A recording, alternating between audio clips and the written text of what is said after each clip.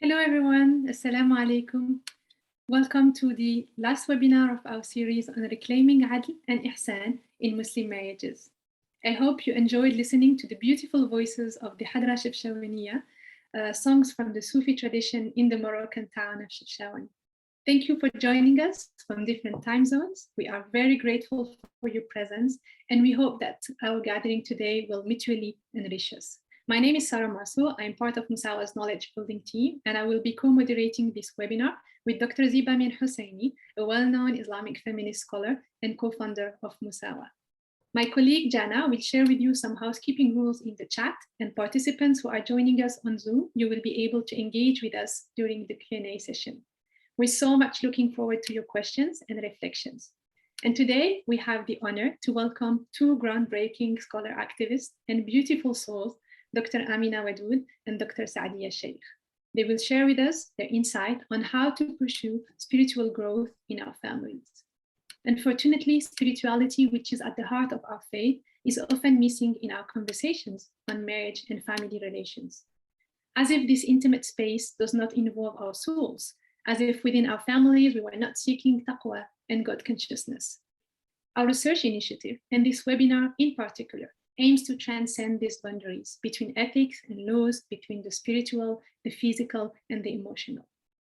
This disconnect with spirituality in our lives has created a collective feeling of despair, especially in a world where heteropatriarchy, capitalism, and racism keeps on damaging the most basic principles of human relationships, which are justice, equality, and dignity. And this is not happening only in society or in the public space. This sense of discomfort and anxiety is created and sustained within our own homes, including in our most intimate relationships. The way romantic love has been portrayed in the media, in our culture, and sold to us is often patriarchal, praising strict gendered roles in which the woman depends from a powerful, charming prince. And the picture is not better in our Muslim communities, in which dominant marriage practices are shaped by the same patriarchal assumptions. Basically, a good Muslim wife is one who is following her husband's guidance, one who bears with passions. We're told, never show your vulnerability, never express your fears. You ought to be satisfied. You ought to say, Alhamdulillah, no matter what. But for Muslim feminists, the disillusion is really painful. It seems almost impossible to build mutually empowering and nourishing heterosexual relationships. And in fact, marriage becomes something to avoid rather than something to seek. How many times have I heard, don't make this mistake, because once you get married, khalas, you're trapped. And yet, the Prophet ﷺ told us that through marriage, we complete half our religion. What does this mean today? And Allah tells us in the Qur'an that we were created in matching pairs, that as partners, we could be awliya, allies in pursuing justice and equality. And it's also important to recognize and value the choice of those of us who decided to not engage in marriage and want to protect themselves from this institution who remains patriarchal. But for those of us who still want to find a way out, we wonder, how can we create this intimate bond and finally feel at home with our partners? How can marriage be a space in which our souls grow and expand in communion with our Creator? And finally, how can we bridge this gap between the beautiful Qur'anic ideals and what is reflected in our laws and lived realities? This is what our honorable speakers, Dr. Amina Wadud and Dr. Sadia Shaikh, will discuss today, building on their scholarship and lived experiences. But before that, I hand over to my co-moderator, Ziba Mir-Hosseini, who will introduce us to their groundbreaking work and also tell us how this speaks to the broader research initiative. Over to you, Ziba. Thank you, Sarah. In this session, we have two groundbreaking Islamic feminists whose work have been the source of knowledge and inspiration for many, especially for me. Dr. Amina Wadud doesn't need introduction. She is a world-renowned scholar and activist, and currently she is visiting professor at National Islamic University in Yogyakarta, Indonesia. Amina's first book, Qur'an and Women, Rereading the Sacred Texts from a Woman's Perspective, has become one of the foundational texts in Islamic feminism. It has been translated into many languages, and it is really a seminal text for Islamic feminism. And in many ways, this book is one of the first one that offers a gender-inclusive interpretation of the Quran. In 2005, Amina led a mixed Friday prayer in New York. The event was widely reported in the media. It gave rise to diverse reactions and heated debates. And this is what happens when a taboo is broken. And Amina had broken a taboo.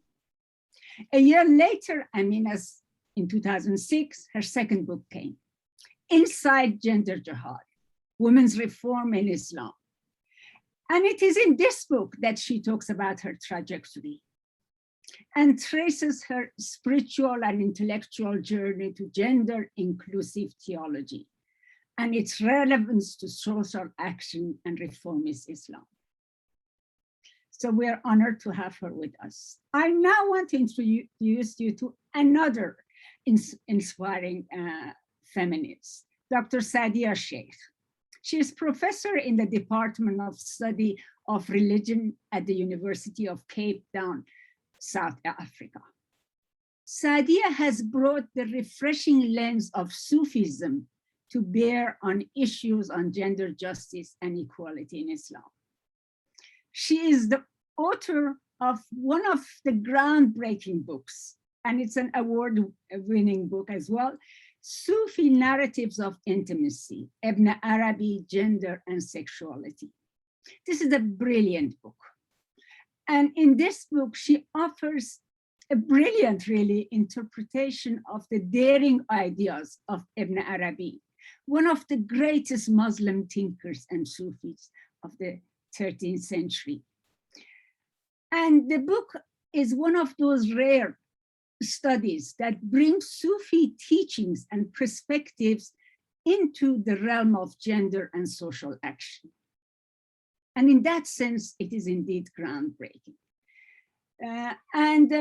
Sadia has a new book, which is co-authored with another friend and colleague, Dr. Fatima Sidat. It's coming out in 2022, and it is called The Women's Khutbah Book, Contemporary Sermons on Spirituality and Justice from around the world. I hope that she can tell us a little bit about importance of women's khutbahs and their authority. Both Amina and Sadia were part of Musawah's earlier research project on Qawama and Wilaya. And both of them have chapters in our book, Men in Charge, Rethinking Muslim Authority in Muslim Legal Tradition. Today, we want to engage them in a conversation on spirituality and gender justice and how these two intersect and their place of gender equality and spirituality in the private and public aspects of our life. As Sarah said, sometimes, most of the time, they are disconnected. And we want to, at the same time, explore with them how this intersection of ideas of spirituality and gender equality, it speaks to our current project, Reclaiming Adl, Justice and Ihsan, Beauty in Muslim Marriages, between law and ethics. And so without much ado, I want to start our conversation because I know you want to hear from them. So I have a question for each of you, Amina Jan and then Sadia Jan. What brought you to the work, to your work on issues on gender Islam from a spiritual faith-based perspectives? And so shall we go to Amina? Thank you, Ziba Jan, and everyone. A'udhu billahi minash shaitanir rajim. Bismillah ar-Rahmanir Rahim. I begin, as I always begin, in the name of Allah, whose grace I seek in this and all other matters. What a pleasure, honor, and challenge to address this topic. I want to start a little bit about my spiritual journey because actually it is one that has been endowed with so much blessing and affirmation. I've always been a believer in the transcendent universe because my father was a minister. So I started my life immersed in God talk. But that life was not meant to be a simple replication of my father's journey. Rather, his faith teaching was a jumping off point. At least I have his legacy. There are many who've had to start their lives with some kind of trauma around religion as they inherited from their parents. I came away from my childhood with the God of love, hence my chosen name, Wadud. As my life journey expanded beyond my birth family and community, my faith experience diversified, and I began to intentionally invest in studying about unfamiliar systems regarding the unknown. This led me to an interest in Eastern religious traditions, and I came to Buddhism, and I immersed myself in that tradition, living in a meditation ashram in 1971. This led me to today, when I still practice meditation daily as a Muslim feminist who constructed the Tawhidic paradigm. This affirmation of Tawhid as a foundational idea in Islam impacts my ethics, and it goes like this. I started with the God of love and dove deep from there into a non-theist tradition. Both of these affirmed awareness of and experience with the sacred have sustained me in my current location. The embodied God of my childhood was definitely male, the father or the son, albeit loving. I needed Buddhism to bring me away from thinking about the divine beyond anthropomorphic terms. I mean, as a Black female from a poor background, I had already witnessed the inequities of other humans against each other. To be frank, the idea of the most sacred, holy other God being a man, and by this I mean a male person, sitting on a cloud, lording over all creation, was not really working for me anymore. In my practice and limited understanding of Buddhism, I got to suspend ideas of God as a male as a mere projection of humans, you know, that idea that we're created in God's image. Buddhism has a deep affirmation of sacred reality as essential as every breath that we take. It is not, however, a God that is limited to the human encounter with it, or the language we as humans have used to speak about it, or even how we worship it. Buddhism turned my head to ideas that left me clear and focused, but not as if it was one specific thing or even one specific word, let alone one manifestation.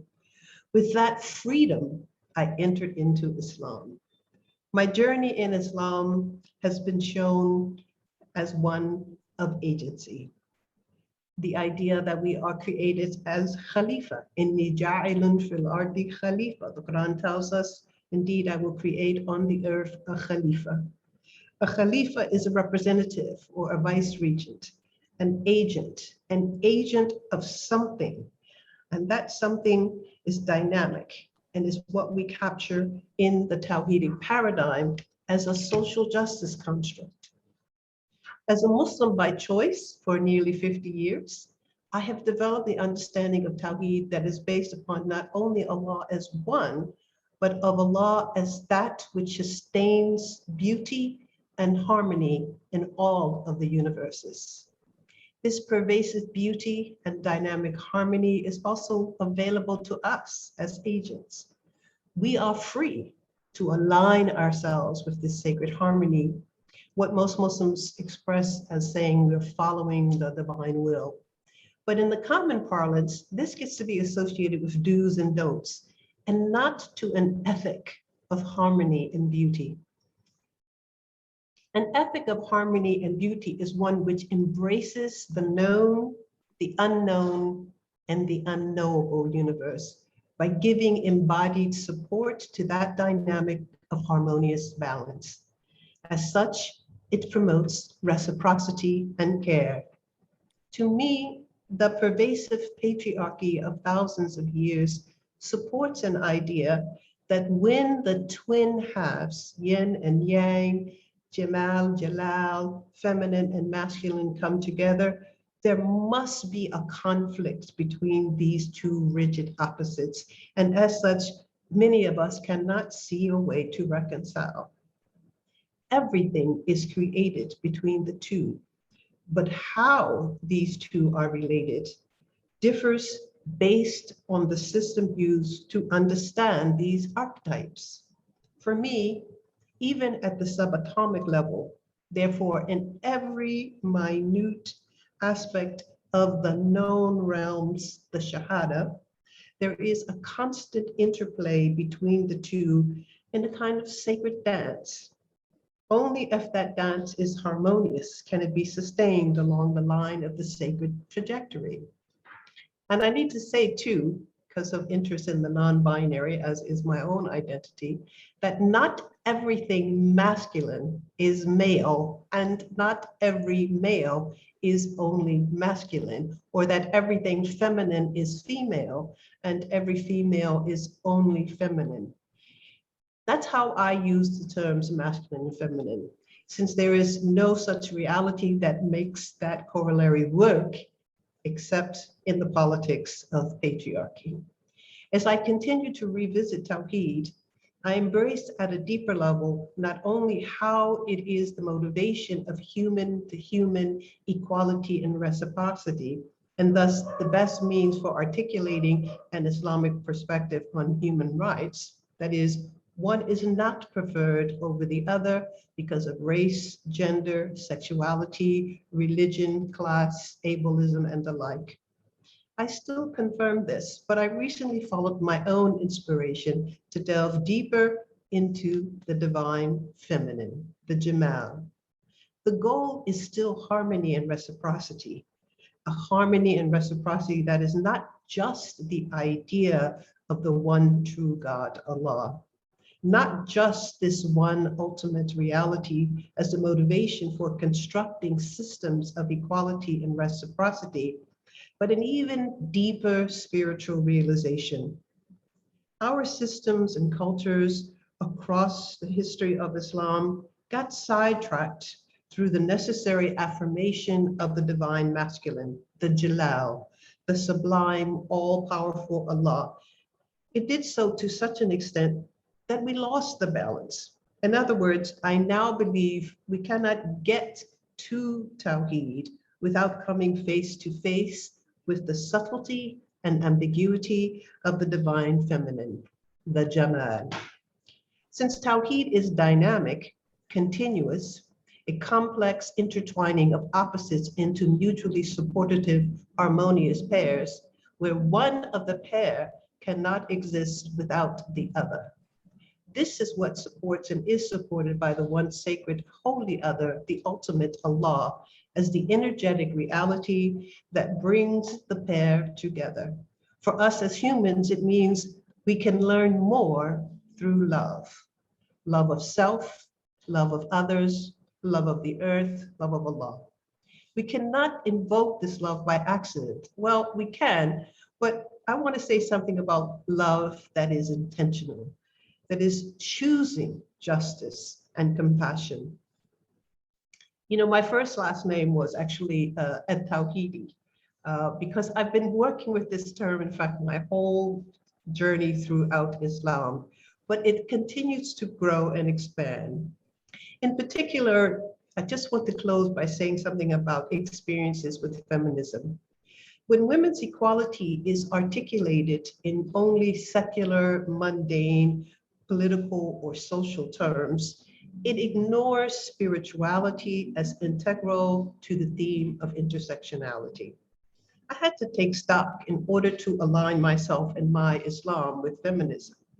Being a part of a movement to establish equality and justice under the rubric of Tawheed, like with Islam, I realized I do not have to abide by that kind of feminism, nor did I have to relinquish the single most cited terms for women's rights, women's equality, and women's dignity, just because, excuse me, just because some of those who identified with it had no inkling about the importance of spirituality. So I had to become a part of the solution. I had to construct a feminism that was integrated. There was no turning back since that time. Thank you. Thank you, Amina Jan. Yes, your relationship with feminism and also your reclaiming and in some way providing the possibility for women to be both feminist and at the same time believer is important. Because, you know, sometimes the ideas that we get about our faith is just to shut down our brain, just to alienate us. And we need that knowledge and that inspiration. Sadia, tell us about your own journey and your feminism within the faith. Thank you, and Assalamu alaikum. And it's always a joy to be in companionship with each of you, and an honor to be on this incredible program. So thank you, Ziba, and thank you, Sarah Jan, and thank you to the Musawah group. And as always, Amina is a beacon and continues to be so. So subhanAllah, and thank you for this invitation. All right, so I am going to start also with some reflections. I think in that sense, Ami and I have a kind of a shared experience of very loving, spiritually attuned fathers. And I think that's interesting. I'm just reflecting on it as I'm listening to her story. So, you know, my journey in terms of Islam itself and in terms of scholarship as well, I think was all rooted in this very early love and thirst for understanding. As a child, I grew up on stories of Shaykh Abdul Qadir Jailani and Rabia Basri and other early spiritually refined human beings. It wasn't called Sufism by my dad. It wasn't called anything other than being the best possible Muslim you can be, the most beautiful human being you can be.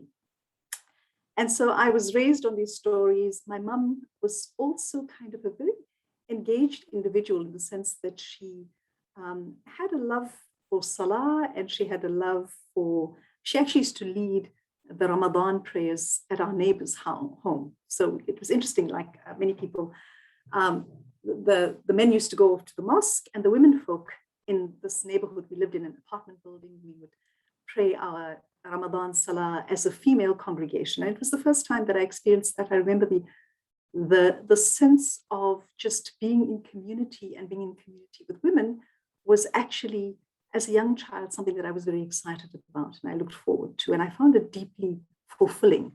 But also there was a register that completely understood that this women's space was in this domestic space of congregational prayer. And my dad went off to the masjid.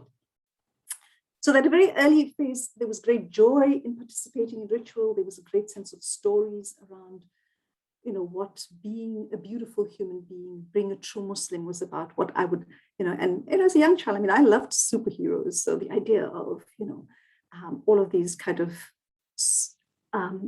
almost undoable acts that Sufis would undertake. Shaykh Abdul Qadir Jilani was on a caravan journey, and he spoke truth about the fact that golden coins were sewed into his coat. When the leader of this band of robbers comes to him and says, "Do you have anything else?" He says, "Well, yes, I have it sewed up." And the man finds it and he says, "Well, why did you tell me? I wouldn't know." And the story has always stayed with me. Shaykh Abdul Qadir simply says, "Allah will know." And this, of course, the marvel of the story is that the entire group of robbers converted to Islam. And so those things as a child inspired me, but it also gave me a certain vision of virtue from a very young age that filled in me a deep desire and a yearning to become that kind of person. Then, of course, I was born in South Africa, of course, in the late 60s. And one of the ways in which I grappled very deeply with questions of being human, and this was just by virtue of growing up in that context, was the fact that one had to make sense of what it means to be a human being in contexts where there's such a lot of very clear injustice happening. And what are the imperatives of resisting that justice? What are the imperatives not only of, at that level, you're actually dealing with an entire structure that you're living through in ways that actually demand your agency and demand your resistance. And so race and religion and then gender became an issue. So, of course, being anti-racist, there was a contingent of Muslims that were part of an anti-apartheid movement. And I became very interested as a young person in that. Like many liberation movements, what you have is an extension of questions of racial justice to questions of gender justice, so the Muslim women within the groups, kind of stimulated the critical consciousness amongst that group to say, well, yeah, we're all on board in terms of anti-racism. What about gender issues within our community and within even our progressive organizations? And so you have a kind of growing of those kinds of issues. I experienced all of that at a personal level within the community, within my family, etc., simultaneously to very aspirational kinds of views of Islam. And so between those tensions, I then decided to pursue Islamic studies. It was very deeply a spiritual quest for me, and a spiritual quest that was grappling not only with my own humanity, but how justice at a broad level intertwined with spiritual life. That was kind of a central and animating question for me. And then I came to do graduate studies in Cape Town. I was originally from a different city in South Africa called Durban. And I came to the University of Cape Town, where I started to study Islam with two excellent scholars of Islam, Ibrahim Musa and Professor Abdul Qadir Tayyub. And I also had an extraordinary teacher, a visiting lecturer of a Christian feminist liberation theologian. And together, called Denise Ackerman, who's a now retired Anglican feminist scholar. And in all of this, on one hand, there was great intellectual excitement. I was learning things, I was learning tools, I was engaging in questions of humanity and religion across the board. But one of the things that also happened in graduate school is that as my intellect grew, I started to discover that a lot of the things that I had assumed to be true within Islam, my givens, were being shaken. And I found that very debilitating. In fact, I entered into quite a deep depression around that. It felt that, all of the stories, the prophet started to be a lot more human and less superhuman. A lot of the kinds of things that I'd taken for granted about the Qur'an, its status, its collection, the life of the prophet, all of these kind of historical things that I got taught as a young Muslim were being more critically attended to. I was reading much more critical literature, and I found that very, very discombobulating. And so I was really spiritually hungry, and now in some sense feeling almost like I was in a bit of a desert. And you know, this is a story that I've told on numerous occasions, but I think it's a good time to tell it again. So, you know, Professor Amina Wadud at the time had come down, and she, in 1994, gave this marvelous khutbah at our masjid, kind of a progressive congregation here in Cape Town, the Claremont Main Road Masjid, who already had a history of kind of gender activism and working on issues of gender and race in very serious ways. And so Amina gave this khutbah, and that became a very important turning point. And I say this not because Amina is here, it's lovely that she's here, but I think this idea of when one engages in its full embodied sense, a representation of full inclusivity, in all spheres, of seeing a woman as an imam, of her giving this khutbah, of her being a source of inspiration, of seeing this embodied living reality of your politics. Experiencing that firsthand is a transformative moment. It certainly transformed my capacity to imagine bigger and greater and more inclusive. And so that was a pivotal, turning moment. I mean, she also addressed questions that were deeply spiritually imbued, that were both politically aligned to the kinds of politics that I was committed to questions of justice, but also were deeply aligned to the spirit. And so nowadays, when people say to me, you know, when we often are having kind of discussions on inclusivity and women's leadership and women becoming imams, one of the refrains that many of us tend to encounter is that, oh, we've got more important issues in our community. We need to get on with more important women. You know, which women want to be imams? And so this questions of women's imamate for me is not just a question of leading a congregation and that role, but the very nature of what it represents about the inclusivity of the ummah, of the full inclusivity of the ummah, of the fact that every human life, male, female, any color, any orientation, etc., has that full capacity. And that's what women's imamate is about. And I'll come back to that because we've got an exquisite, subhanAllah, we've got an exquisite book that's coming out with Yale University Press next year, with a group of 24 women from around the world that present some of the most luminous sermons, khutbahs, in this book. So in any case, that was a turning point for me in terms of Amina's. And then, of course, Amina went back, and I always recount the story, also because it helps me to remember what a genuine relationship of care that comes with responsibility might look like. So I wrote to Amina after she went back. She had only interacted with me very briefly. She was interacting with loads of people. And I wrote her this letter just of my deep spiritual, I was facing this long, dark night of the soul about where's God in all of this. The intellect is stimulated, but my heart is completely in a state of need. And she wrote back to me this very, very beautiful, expansive email that was so attentive to the spiritual nuances of my needs that I was, I sat at the computer and I cried. I cried having received this letter from a woman who had met me for a very brief period of time, but gave me such deep counsel and, encouraged me to stay faithful to my prayers, even if I don't feel present in it. Just very good practical advice. But what this also helped me think about is the relationship between the intellect and the heart, and that we can get very far in intellectual work, but the integrity of the heart and the mind are parts of what we need to be thinking about in intellectual journeys. I mean, I think a recent insight by another spiritual teacher that I heard saying that our universities are not necessarily teaching us the knowledge that we need to grow as souls. And I think part of this is because we've cut aside the intellect. Often in the kind of secular university spaces, there's a sense in which spirituality is simply not a conversation to be had. And I would argue that the integrity, some of the work that I'm doing is about connecting the integrity of spirituality and intellectual work as an imperative of scholarship and of social transformation. Anyhow, so let me just proceed along. One of the things, I went off to graduate school. I'd gotten a Fulbright scholarship in the US. I went off to Temple University.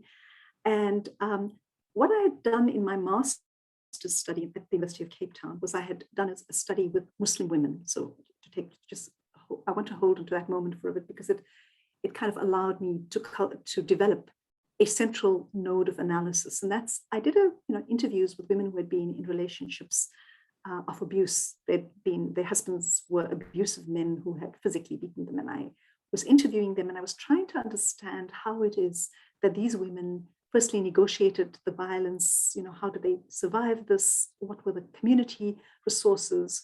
What were the ways in which they got support? What was their own reaction, and how did they relate to all of this religiously?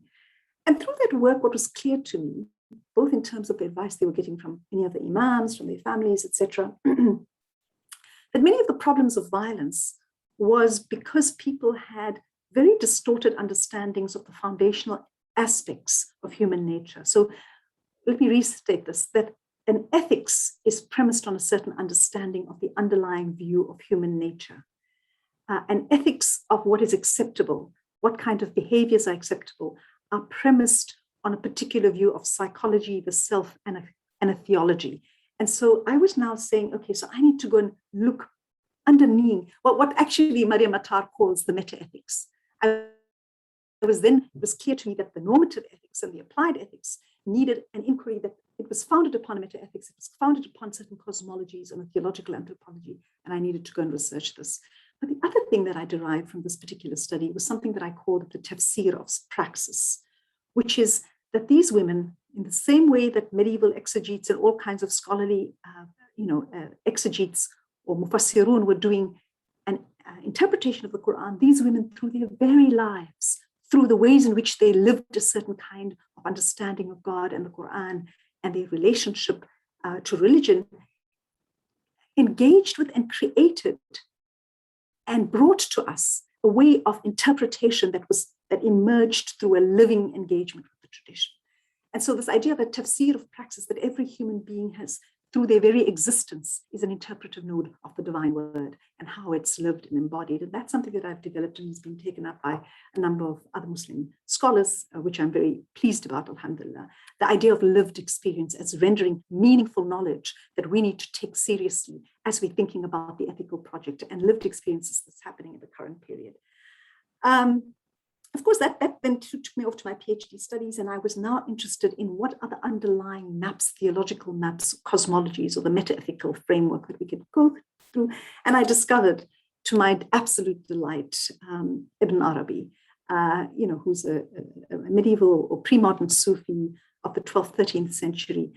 And I found the most exquisite understandings of human nature based in the divine qualities. And for me in itself, that fulfilled deeply my spiritual need. I thought it reconstituted and reconfigured, and in some sense brought back my childhood understandings of virtue. It reanimated them, it reconfigured them, it gave them a different structure, but it was very much that dhawq, that taste that it brought back. And so I fell in love with Ibn Arabi's work, and then to my delight, he was actually very interesting in terms of gender and very progressive. And he has a very nimble and kind of encompassing idea of human nature. And I developed through his work a theology to be thinking about the divine qualities, the Jamal and the Jalal, the majesty and the beauty. And I, in this work, develop a theological perspective that shows very clearly that Allah subhanahu wa ta'ala in the Qur'an and in the tradition, gives us a very clear sense that there's a precedence of the Jamali aspects, that we are told that God has inscribed upon God's self, rahmah, compassion and mercy, that God's mercy precedes God's wrath. This idea of a Jamali ethics is something that I've developed in the book, the notion of the preponderance of the Jamal. And I've also then made an argument that since a human being in this cosmology is an constellation, a combination, a embodiment of divine attributes, that's our existential, archetypal, spiritual capacity through a Muslim theology, that we are meant to embody divine qualities and we're meant to cultivate them and to refine them. And that the very modus of refining them through my engagement with Ibn Arabi and the Quran is through a modus of rahmah, through a particular kind of Jamali ethics. And so it's the foregrounding of the Jamal that I do in a lot of my work. And I've developed this idea of the divine feminine also in a recent article that I've worked through. So these ideas, and there's a great resonance between the work that Ami Jan is doing and that I've been developing with my Sufi narratives of intimacy. One of the things that I've more recently written, and Sarajan, just tell me how much time do I have? Should I stop? And you still have 2-3 minutes. Okay.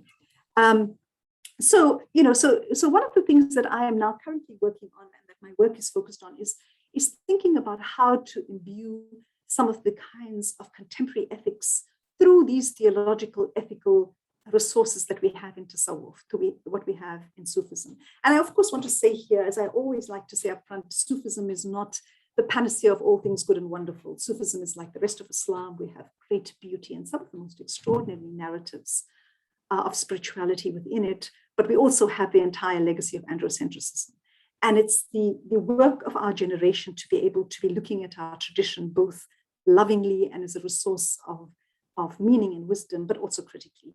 And more than everything else, a lot of my current work, we've had a conversation about this before, but a lot of my current work is now about imaginings. I've done a lot of deconstructive work. We all have had, as Islamic feminists, have to deconstruct the sexism, the patriarchy, the androcentrism. And all of that work is critical and needs to continue. A lot of the work that I'm currently invested in and the work that I've done with Ibn Arabi is to map a different imaginary. We've deconstructed, we've said these are problems, and now the question is, how do we create possibilities and ways of being that allow for beauty, virtue, justice, and the highest in ourselves to take form, and particularly when we're living in a world where there is such evidence of our lack of virtue collectively as a species. If we look at the situation of climate change, if we look at, just across us, the large range of violences that are on display all over the world, the imperative for cultivation at an individual and a collective level is absolutely urgent.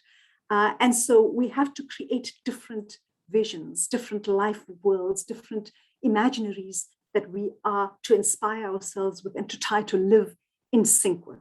And so a lot of my work is proceeding in that regard. I've just had an article that will be coming out with a feminist article on using Ibn Arabi to think through gender fluidity. And it'll be coming out with this next issue of Science.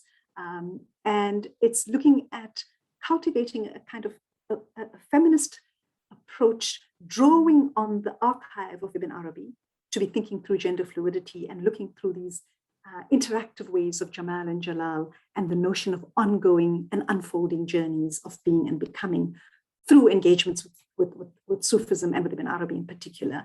And the idea of retrieving those archives of radical love, freedom, beauty, and becoming is an imperative that we all, I think, for Islamic feminists, for my work, and I think for Islamic feminists in the future, the idea of retrieving those enriching aspects of our tradition is absolutely critical. And to create bold new worlds, bold new worlds that allow us to be the best versions of ourselves, to create worlds for our children, to be different kinds of men and women, to be not restricted by particular molds of what masculinity and femininity mean, to be able to embody them in ways that cultivate not only ourselves, but our communities collectively. So inshallah, that is the project of Islamic feminism that I think we need to imagine both in our intimate personal lives and our marriages that we're going to speak about today, but as a collective, as a social collective, we have the communal responsibility of cultivating virtue. It is the only thing that will enable both justice and beauty to exist. And I think the very last point I want to make, and this is a point that I've made in a recent talk, is that I'm thinking more and more for justice to be genuinely enduring. It needs to emerge from a space of love. Anger is good and important and necessary. We need to resist things and we need to be angry about injustice. But anger will not create the garden. It is only love that will do so. Anger will simply help us to pull out the weeds in the garden. It's time for us to move on and to plant seeds with love and justice embedded in that kind of virtue. So let me stop there. Thank you. Thank you so much, Saadia Jain. This is really moving and inspiring. Justice needs to emerge from a place of love. I think that's a motto that we need to bring. And thank you so much also for sharing, you and Dr. Amina, how your lived experiences actually shaped your feminist journey and the way you approach our tradition and your relationship to feminism. As you mentioned, Sadia, we are meant to embody and cultivate these divine qualities of Jamal, of love, beauty, and justice in all our human relationships, and including in marriage and in our intimate relations.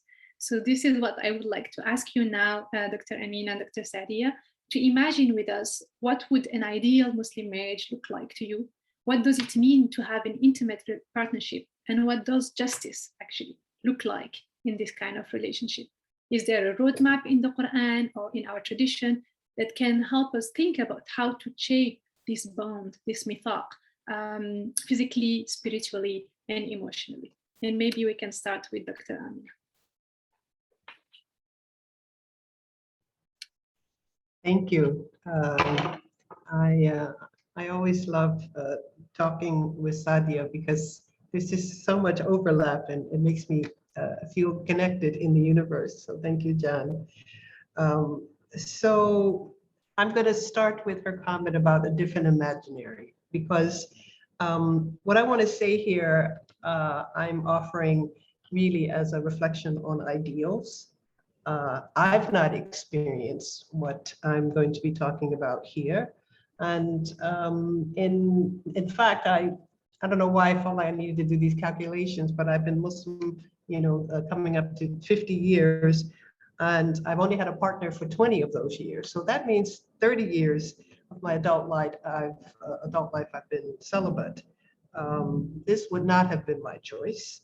And it's not really the choice that I have now. I'm just, following along involuntarily with that requirement.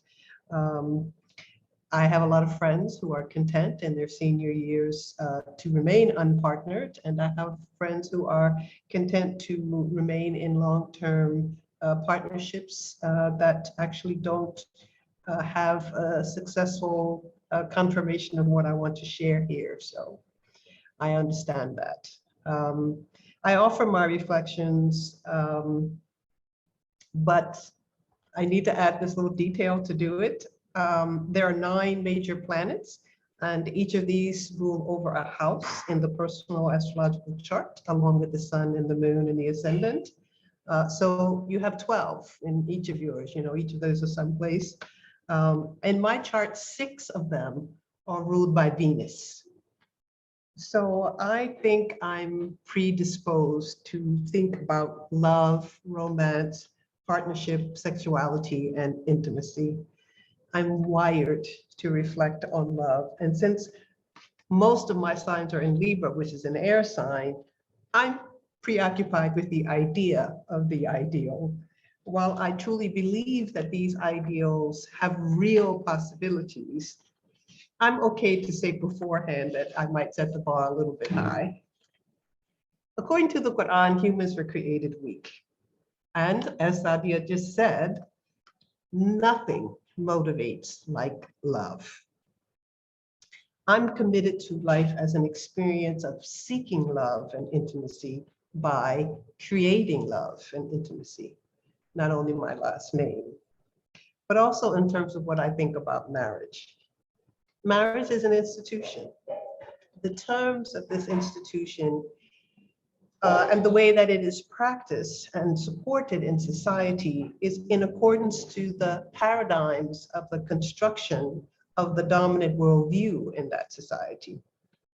If we were to imagine and then to construct a society, I would hope that we would be able to construct one that nurtures love and beauty. I would want a system that gives hope to the expressions of this love and beauty.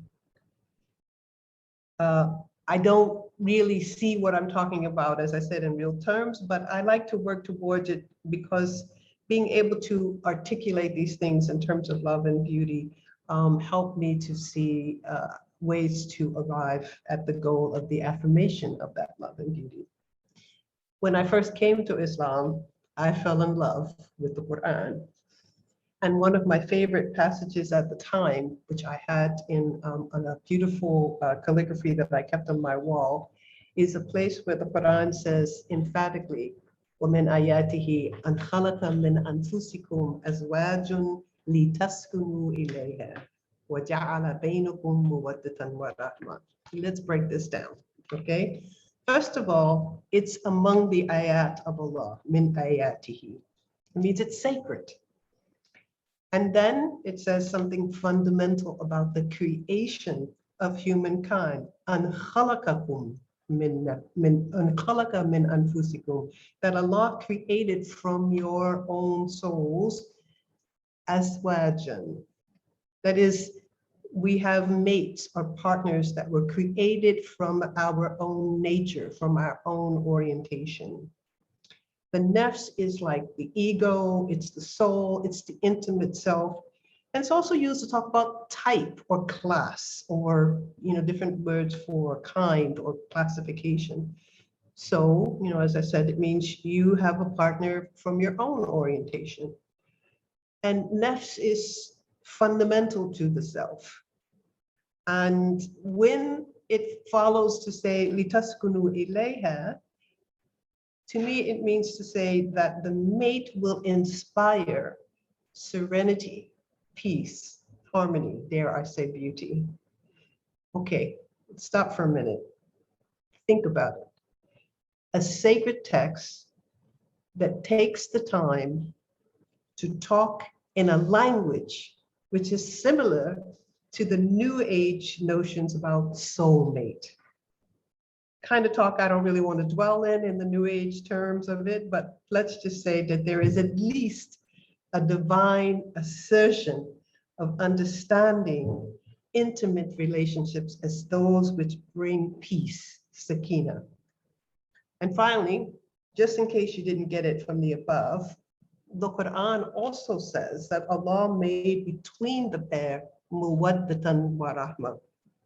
These are two of my favorite words because it talks about a kind of intimacy and mercy that can only be affirmed by that kind of partner of sakina from the one that created us all.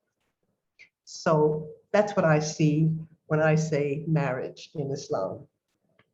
I don't see a lot of those in marriages amongst Muslims, and I didn't have it in my own. And as such, I didn't hesitate to determine that it was time for me to move away from those marriages. But I cannot think that we get this window into this perspective from our most sacred source. And yet we did not choose to focus on this when we thought about marriage from the legal perspective of Islamic fiqh or jurisprudence and throughout the history and cultures of Muslims. Obviously, there are lots and lots of expressions of this kind of love throughout Muslim law and literature, so I don't want to forget that. But when we think only in the legal terms, we get another kind of understanding of what is a marriage. After all, it says so right in the text, right? The text also says something about the marriage partners as protecting garments of each other. Libasukunna libasuhunna. It's like that statue that they make with the interlocking couple. As the one looks over the shoulder in the full embrace, they see 180 degrees, and the other one also in that embrace sees the other 180 degrees. So it is a complete circle of protection and mutual support. Sort of like saying, I got your back. And that kind of support is best when it is placed in the intimate embrace, the hug. The number one thing that I miss during lockdown is the hug. Okay, so it's come up more than one time about my khutbah, the one that I delivered more than 25 years ago. And when I was asked to do it, I was told that they had been previously having discussions about marriage and about marriage as half of faith. This is based on the hadith of the Prophet sallallahu alaihi wasallam. So when I picked up on this theme about half of faith, I wanted to, and I intentionally challenged the idea That means that all you have to do is walk into the institution of marriage as is practiced by your culture, society, or your legal system, and then half of your deen is done. Instead, I wanted us to think about it that marriage is half of what you have to do in order to perfect your deen. So I talked about the reality that everything in the universe changes at every second. The skin cells of your body is replaced every 6 weeks. Human relations have to be invested in with intentionality. The intention to get to know a person who is a partner should be something that we renew each day, instead of that customary thing that says, well, you spent a lot of time together, so you know each other, so you tend to take each other for granted. People have to learn to be a partner, to be part of a couple. I don't think it's just automatic because you fell in love or because you arranged something through your family or your culture.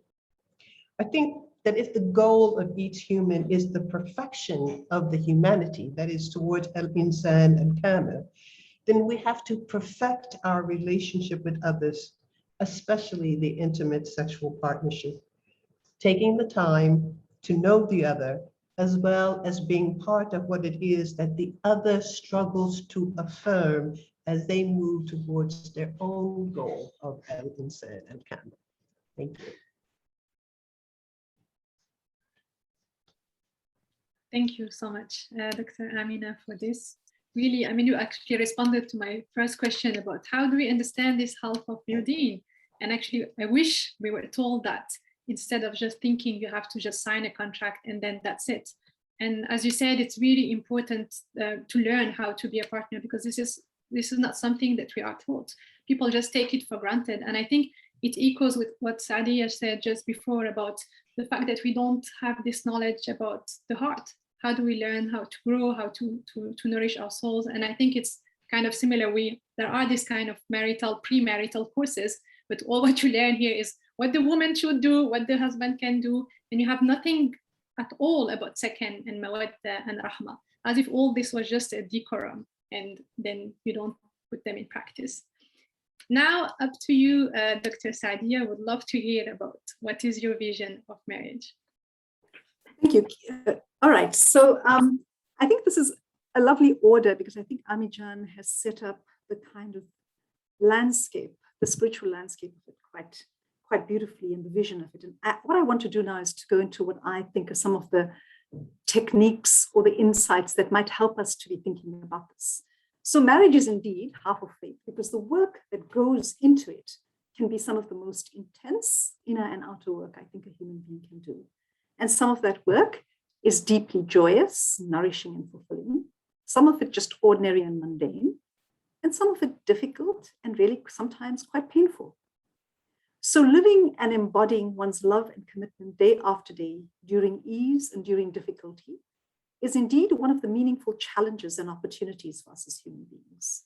So while the warmth and the glow at the beginning of the relationship, the excitement and the butterfly in the stomach, and the romance is all great, but marriage and enduring love in the long view requires a way of being that's a lot hardier, earthier, and deeper. I believe that marriage creates the possibility to see oneself in an intimate mirror. Our spouses sometimes reflect our most unique, beautiful, and special gifts, and at other times, our limitations. So ideally, when we create relationships that are healthy, marriage provides both spaces of respite and cherished support, but creating this often requires work, and for many of us, this is an unfolding journey.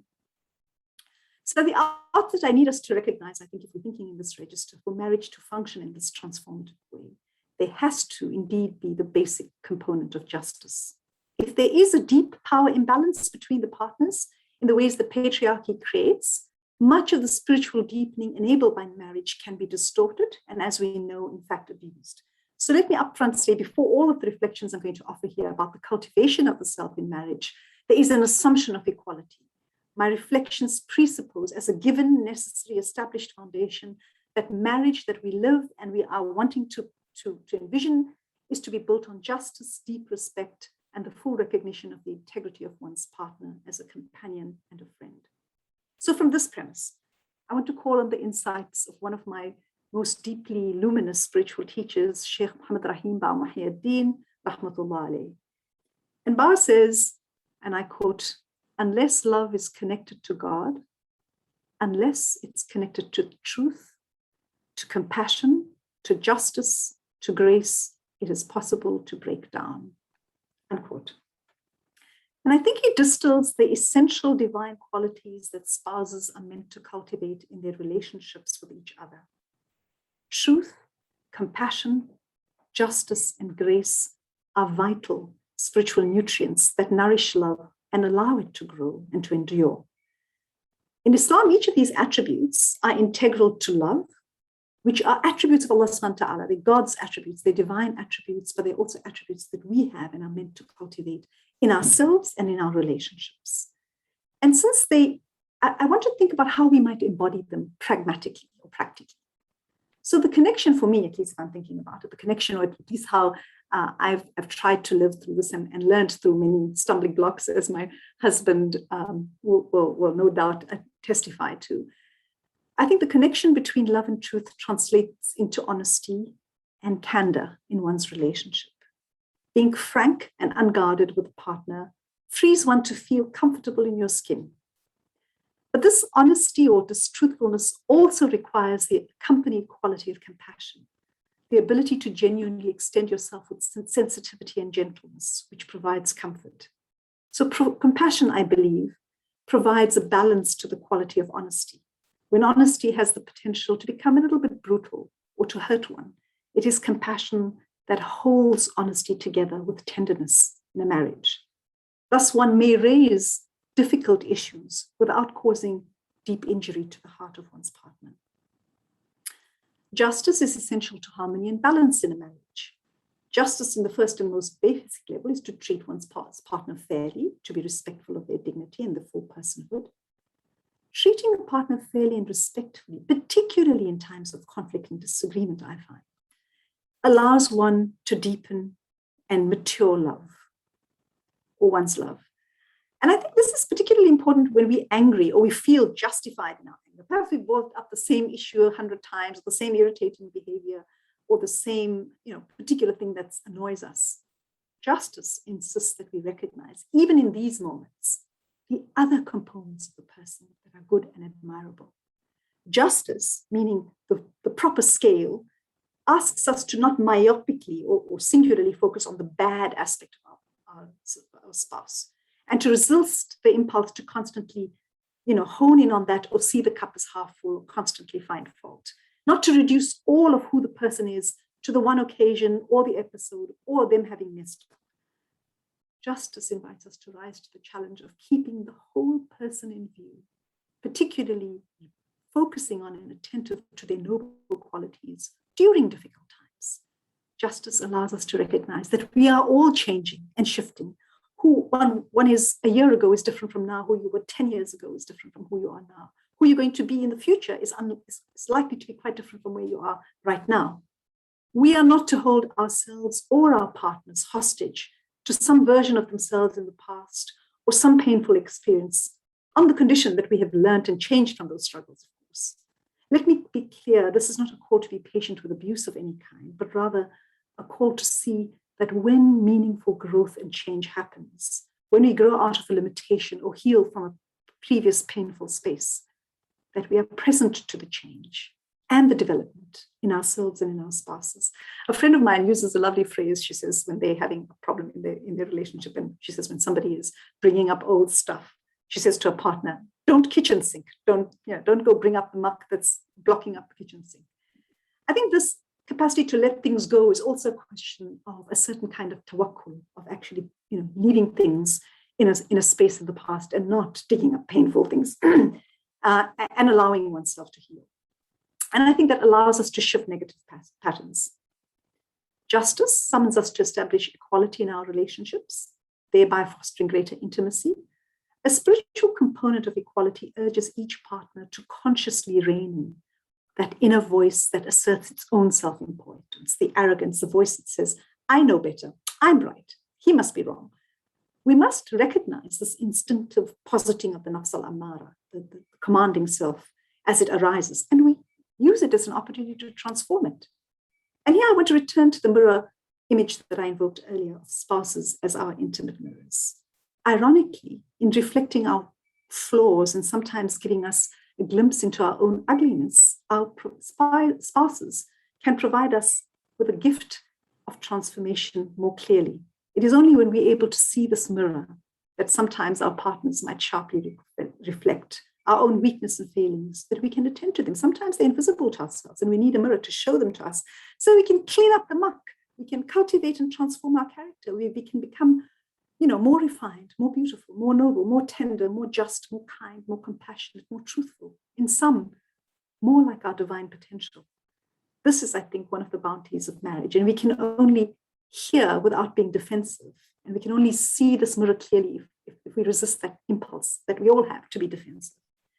So finally, I want to turn to the nourishment that marriage can offer. By grounding our relationships in equality, we create the conditions for cultivating genuinely mutual relationships. And that Qur'anic verse, subhanAllah, that is most beautiful. Huna libasun lakum wa antum libasun lahunna. Your spouses are a garment for you as you are a garment for them. The profound symbolism of spouses being garments to one another invites deep reflection. Firstly, a garment sits right up against your skin, alluding to the deep intimacy and closeness that marriage brings. Garments protect our bodies from the withering influence of the elements, from the bitter cold and from the harsh sun. So too, marriage can provide protection from the severity life sometimes brings. It is that protective layer of relationship that assists us to weather the storms of life. Secondly, in the same way that garments cover private parts and shields them from the public, partners hold the sanctity and the vulnerability of each other's innermost private beings, covering up another's weakness and faults from the public eye, all the while gently supporting each other to overcome these. Such is the trust of the marital covenant in the Qur'an, described beautifully as mithaqun ghalidun. And thirdly, the garment also beautifies and adorns the wearer. So too, loving, compassionate relationships accentuates one's inner beauty. And in that very process of accentuating the other's beauty, one cultivates one's own heart. And to finally conclude with that beautiful verse that Amina invoked earlier, and among Allah's signs is that God has created partners for you from yourselves that you might find tranquility in them. And God puts between your hearts love and compassion, and surely these are the signs for those who reflect. So love, tranquility, and compassion are gifts from God to humanity, gifted not only to make us feel good, but to present for us the ayat, the signs for our existential reflection, signs for perceiving the divine beloved. In all the work we do in marriage, we are assured that marriage is ultimately meant to be a source of tranquility and existential guidance. Marriage thus, if I can summarize, enriches our spiritual journey when we approach marriage as a form of heart cultivation, which requires deep courage, deep honesty, and deep receptivity to change, and always a strong dose of humor. Thank you. Wow, thank you. Thank you, Sadia. Thank you, Amina. It is so beautiful. I just don't want to stop you. And this is actually what we all need. This is, instead of sermons that we get about marriage, that you got to obey your husband, you got to be patient. We need to understand what is the core of a human relationship. And marriage is the most intimate human relationship. And the verses that you talked about, Amina and Sadia, these were the questions that we started in our previous project, Qawama and Wilaya. You were part of it. Why? Why, for God's sake, these verses were not translated into the law? Why that only one single verse, that men are qawamun on women, which has been totally misunderstood and misinterpreted throughout history, became the foundational verse for, and every Muslim knows it. You ask them what marriage is, what gender relationship, everybody brings that verse, but not those verses that you were talked about. And this is really what we need. And this is the essence of our new project, Reclaiming Adl and Ihsan in Muslim marriages.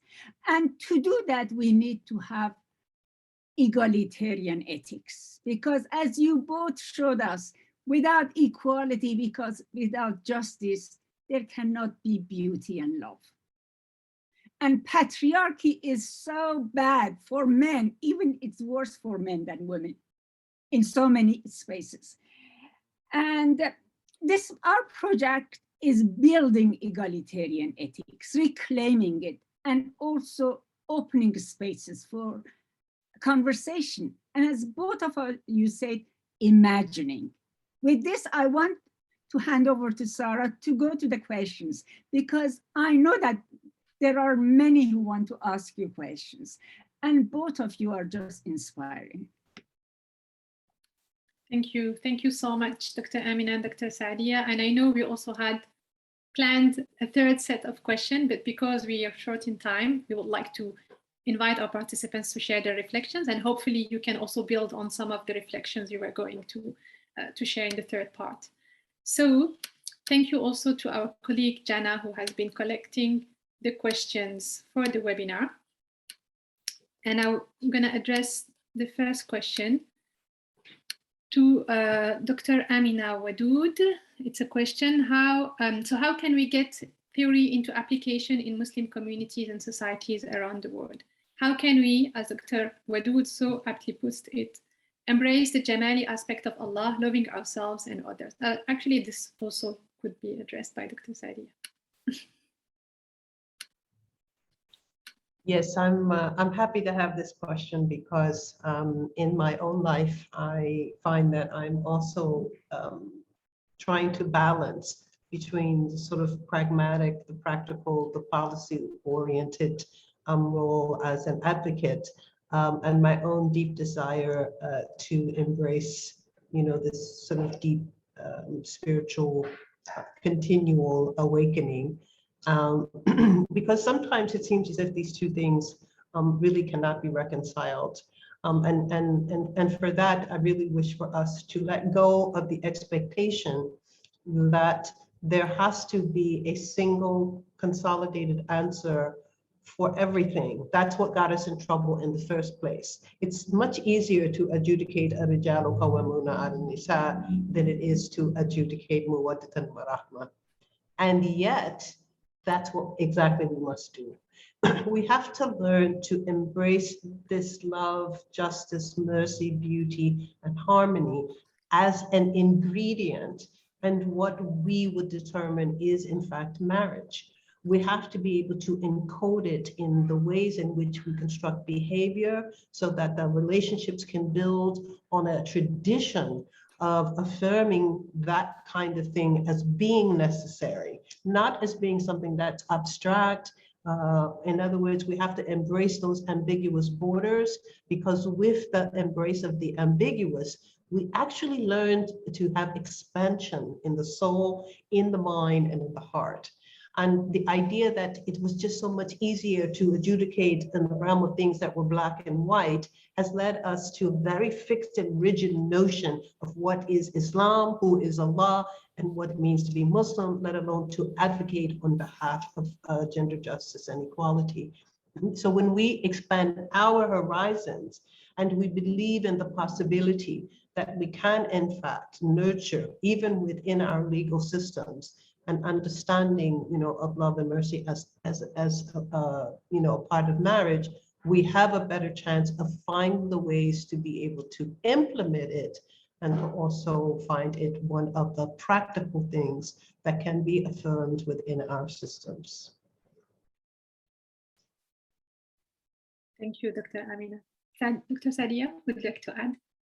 Thank you. Actually, I'd like to respond to that in terms of something that we plan to engage with, because I think it's relevant. in terms of the third question.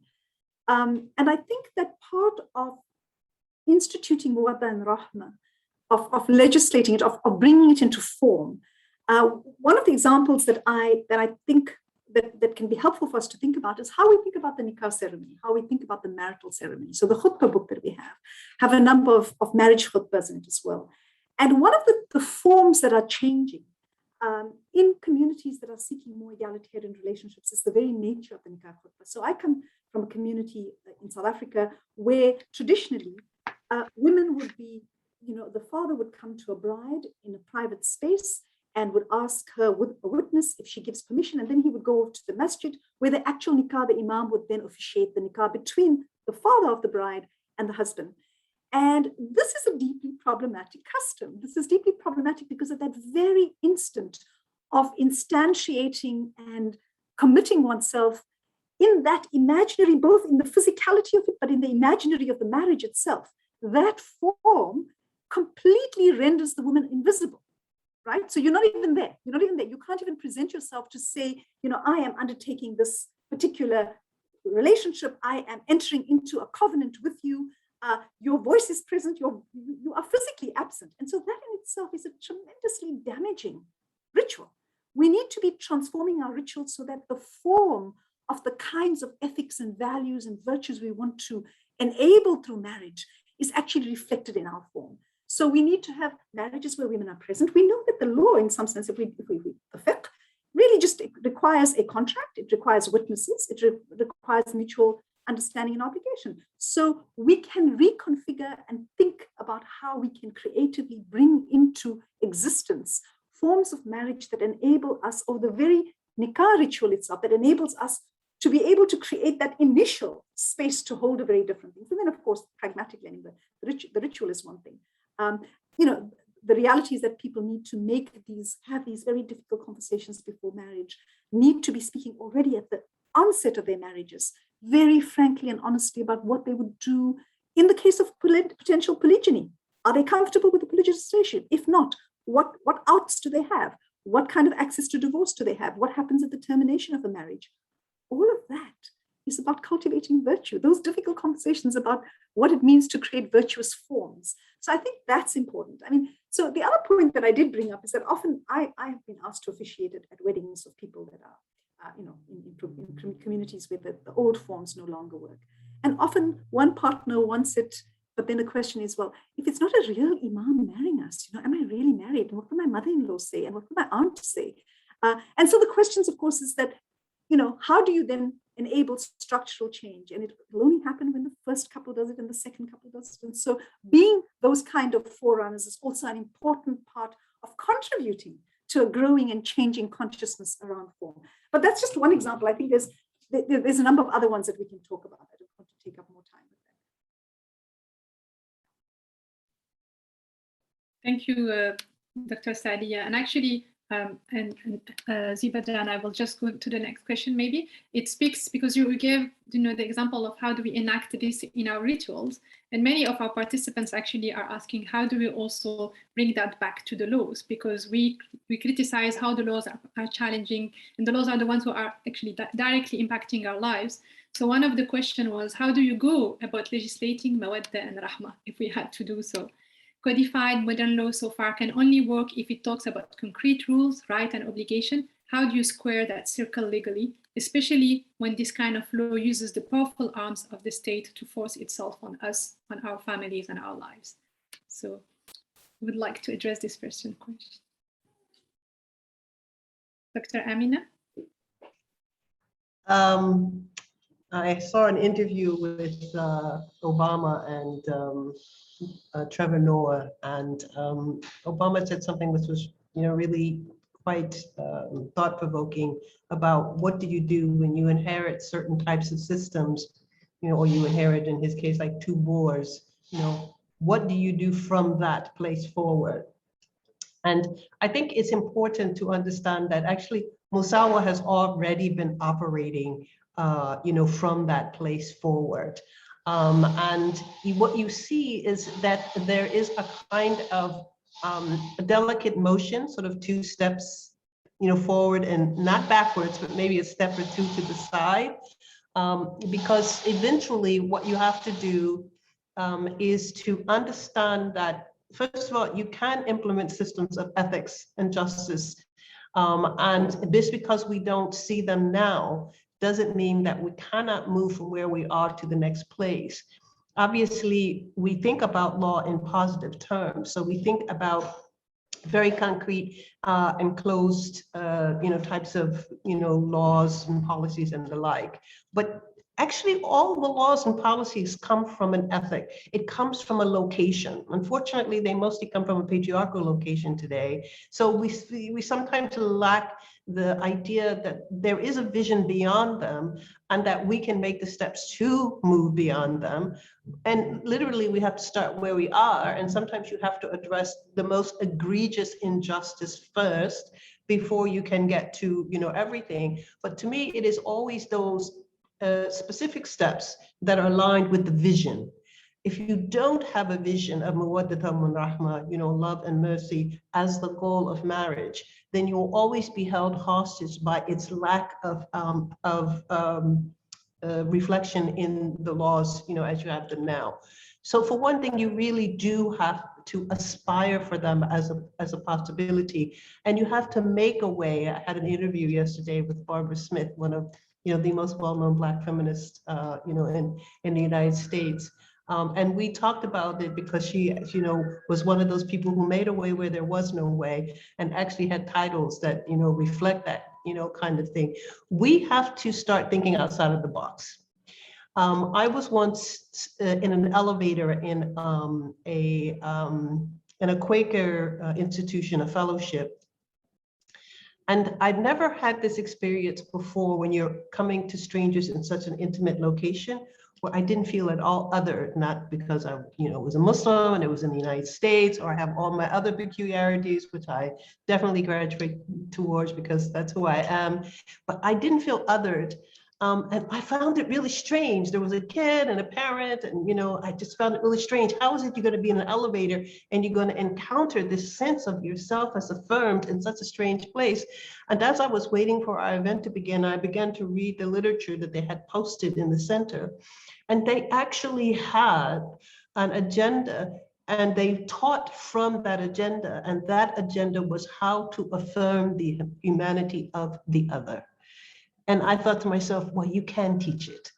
You can not only teach it, but you can adjudicate it, and you can cultivate it, and you can practice it, and we can spread it so that it doesn't seem so far-fetched.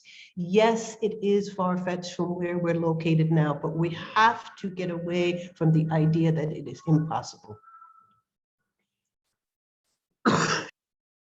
Thank you, Dr. Amina Sadia. Maybe would you like to add something? No, I don't want me to add anything. That was perfect. Great, thank you. Now I would like to go to the next question. Is it possible to promote this kind of marriage without first starting with what we need to learn and enact to be the kind of human being that lives Tawheed and enacts Jamali ethics? Maybe you could start with you, Dr. Sadia. Do you want me to read? Yes, please, if you can. I didn't. It's okay. Is it possible to promote this kind of marriage without first starting with what we need to learn and enact to be the kind of human being that lives Tawheed and enacts Jamali ethics?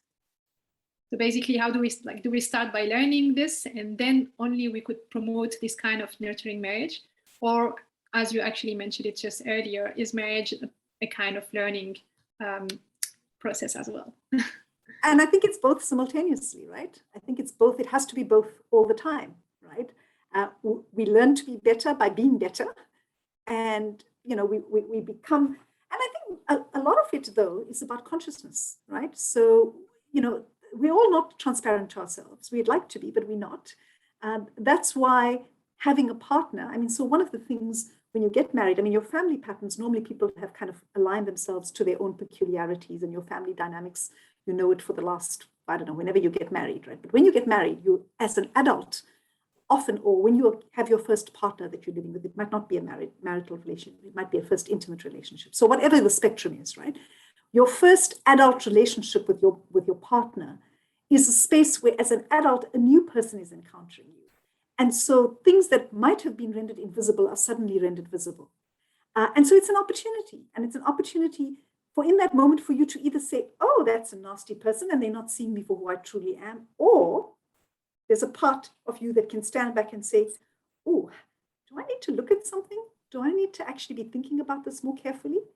And both those responses are quite normal. But I think the question is that in order to cultivate a marriage, we need to be cultivating oneself. So you only cultivate a marriage that enables muwadda and rahma by cultivating that quality in yourself and in your interaction. And so it's completely happening simultaneously. You create it by being it, you become it by living within it. So subhanAllah, I think that's my brief response to that. I'm sure others will have more insightful things to add. Thank you, Dr. Sadia. Dr. Amina, would you like to add something to this? No, I would literally just be repeating what she said. You're responding so on point and you're so much connected that you don't even need to add to each other. So maybe now we'll end with one last question,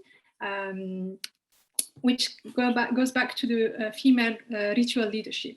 Dr. Sadia, you shared in one of your responses actually how one of the transformative practices was actually to conduct nikah ceremonies and to also reclaim these spaces which are our rituals. And this is often, unfortunately, something that we forget in our feminist activism because we're so busy fighting against the way our religion is used to discriminate, but we don't take on these spaces. So what would be the ingredients, the reflections, the technique that you could share with us, you and Professor Amina, that could inspire us and our audience in building spiritually empowering practices in our Muslim feminist spaces? And I'm thinking in particular, because we are in Musawah as well, in activist spaces. So beyond the academia, beyond the so-called intellectual spaces, how can we reclaim empowering spiritual practices in our activist spaces?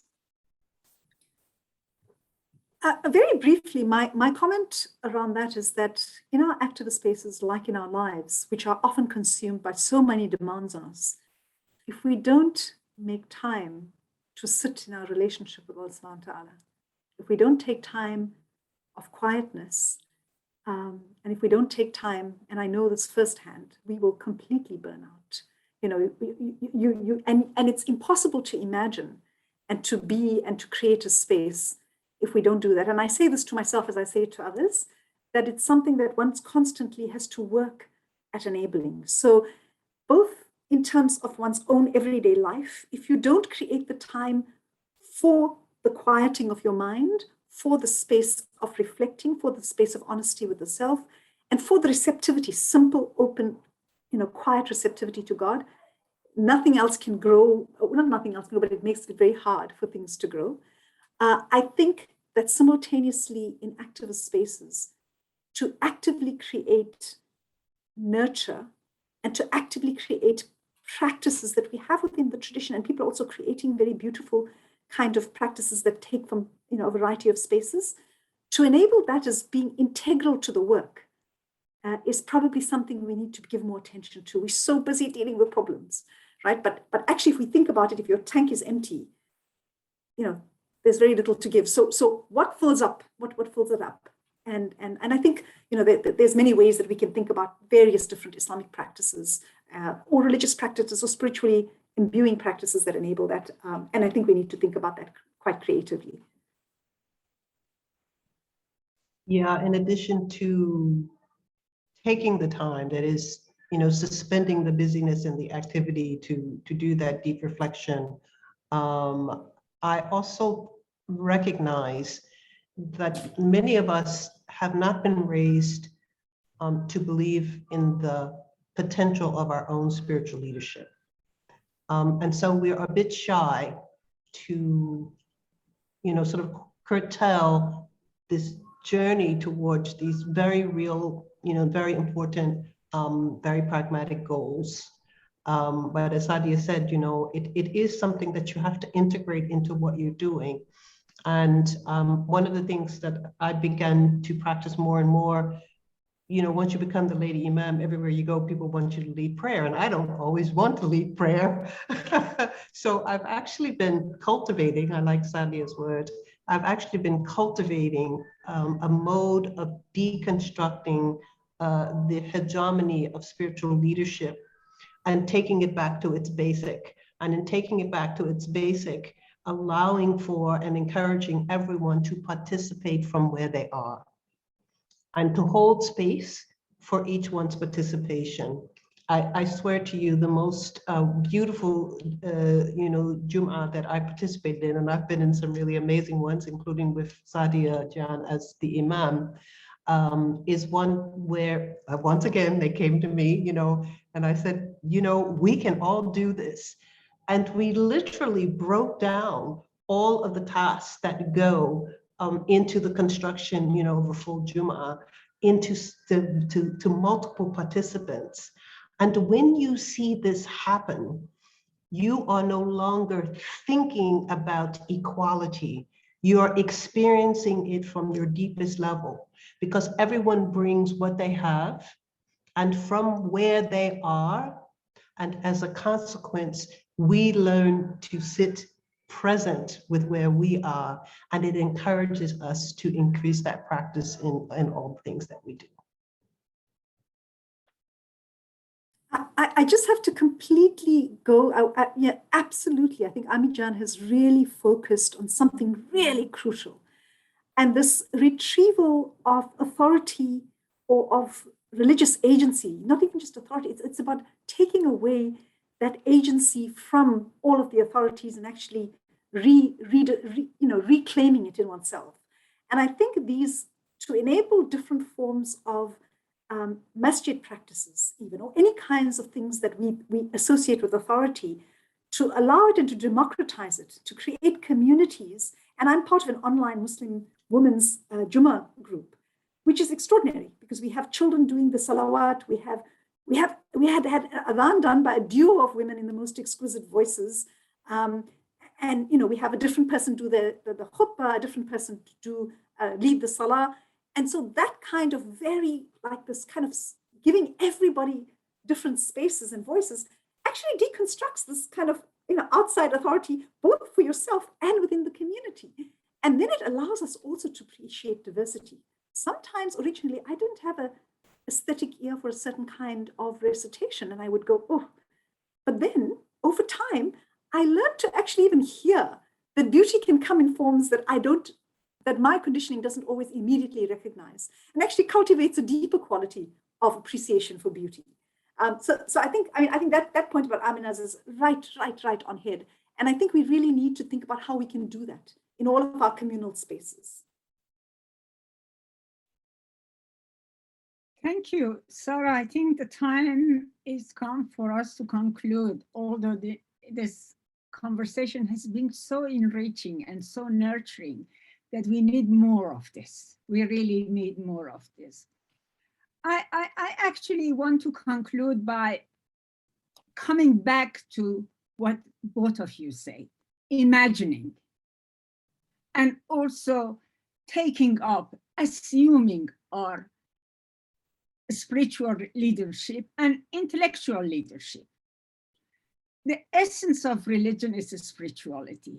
And this spirituality is manifested, enacted, performed through rituals.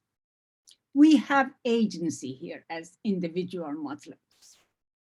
And especially we women have agency to create the ritual space that we nurtures us, honors us, and is inclusive. And we can do that. And this is something that we really need to think about it. And when it comes to marriage, we really need to, I'm now thinking it's not only producing the new knowledge, we need to produce new rituals, new ways of doing, enacting, entering marriage, because ritual matters. And it is through ritual that we learn the spiritual essence, spiritual teachings, and all of them have a meaning. But unfortunately, the meaning, when it comes to marriage, has been so much imbued with patriarchy that is the essence of it is taken away. This was not done in purpose. It was done in a time and context where patriarchy was part of the social fabric of the society, like slavery. But we live in 21st century and we have options. And in fact, fiqh gives us option when it comes to marriage. Marriage is a contract. We can have a stipulation, we can negotiate, we can define the terms of rights and duties there. And not to, because the fiqh model of marriage, that men provide, women obey, and are sexually submitted, never works, never have worked. The history has shown us. And the very people who create this system, they don't live with it, according to it. I have conversation with the ulama, with the clerics, and they say, no, the marriage is not this. But when it comes to law, they separate it. And the way that they speak about marriage is so beautiful. But there is that rupture between the law and ethics and spirituality. And we need to overcome that. And to do this, as you said, we need to democratize our ritual space. We need to democratize our production of knowledge, and we need to assume agency. And this has been what Musawah been trying to do from the very beginning. From the very beginning, the idea of Musawah started. And now with this new project, as Sadia said, we don't want to be only critical. It's not enough. It is important to look critically at our past tradition. But at the same time, there are so much beauty, there's so much goodness that needs to be retrieved and need to be reclaimed. And we can do it. And we need to assume responsibility and work in a collective. It's a long, long process. But every long process starts with step. And we have taken these steps. And I just want to thank you again, and hope to have more of these conversations with both of you and with others on these aspects of marriage. Sarajan, I hand over to you. Thank you, Ziba-Jan, for this very insightful concluding comments. I also would like to highlight that we had many other questions that we couldn't address, unfortunately, because time is short, but you have our email in the chat. Please do send your questions again, and we can follow up on them with our speakers, inshallah, to continue this conversation. As many of you have highlighted, and our speakers as well, this conversation, we don't want it to end, and there is so many more aspects that we need to address. So hopefully this is just the beginning of a new journey on rethinking our rituals, the way we shape marriage, and the way we teach this knowledge as well. I would like to also thank you so much, Dr. Amina, Dr. Sadia. It's been really moving to hear you speak. I'm really grateful for your time, and we are grateful for the work that you are doing. It's so important. Thank you for giving us some tools to take care of our spiritual beings. We're very much looking forward to getting Dr. Sadia Sheikh's collected volume on women's khutbah. My colleague Jana has put some references in the chat. Professor Amina and many of our other friends have their khutbahs featured in this book. So this is one actually of the steps of reclaiming our rituals and female spiritual leadership. I also would like to thank all of our participants for your beautiful reflections, your comments, your questions. This is the last webinar of the series, but you can watch all of them in our YouTube channel. And please stay tuned for the publication of our collected volume that will feature all of these incredible scholars, hopefully to be published next year, inshallah. Finally, I would like to thank the team that is supporting us in organizing these webinars, Mulki, Jana, Alex, Miza, Fatima, and the whole Musawah Secretariat that is supporting us throughout. May God bless you all, illuminate you, and make your life full. And we will now close, but please don't leave yet. My colleague Alex will launch a quick short poll. If you could please take the time to fill it out. Thank you again, and assalamu alaikum.